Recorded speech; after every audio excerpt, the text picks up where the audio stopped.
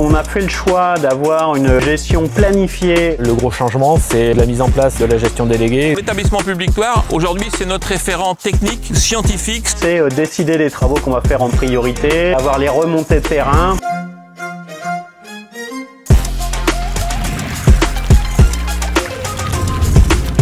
Aujourd'hui, c'est un bureau d'études, donc un prestataire extérieur qui réalise la visite technique approfondie. On prend des photos, on note les désordres et leur distance avec l'entrée du tunnel et on mesure quand c'est nécessaire les cavités, leur profondeur. Il a été fait le choix de déconstruire ce muret et de le reconstruire. Et puis le fait d'avoir un muret en bon état évite qu'on ait des infiltrations d'eau. Nous recherchons la présence d'une végétation trop dense. Le fauchage est nécessaire pour pouvoir identifier les différents désordres qui peuvent subvenir aussi bien en crête de digue, en talus de digue qu'en pied de digue. Nous sommes sur la digue de Saint-Georges. La jonction entre ces deux digues, c'est le pont. On teste le montage d'un bâtard d'eau. Un bâtard d'eau, c'est un barrage provisoire. C'est une grande répétition qui se reproduira très régulièrement.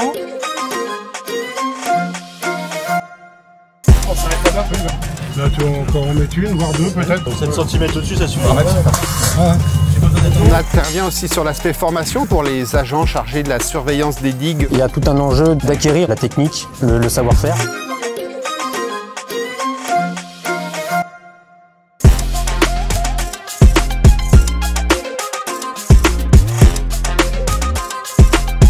Cette expérience de 18 mois nous a permis d'ajuster le modèle réel avec le modèle qui était imaginé à l'origine lorsqu'on a rédigé ces conventions. On a besoin de cette mémoire locale, c'est surtout pour la partie connaissance du risque pour les futurs habitants. L'intercommunalité porte quand même aussi une partie de l'ingénierie en interne, donc une collaboration efficace, on va dire. Et c'est une très bonne chose qu'a fait l'établissement public Thouars. C'est beaucoup plus intelligent que de faire chacun dans son coin. On essaye de parfaire les choses avec beaucoup de pragmatisme, de solidarité entre les différentes EPCI et les différentes plateformes. Ensemble, on détermine les priorités, les budgets, les planifications pour protéger au mieux la population.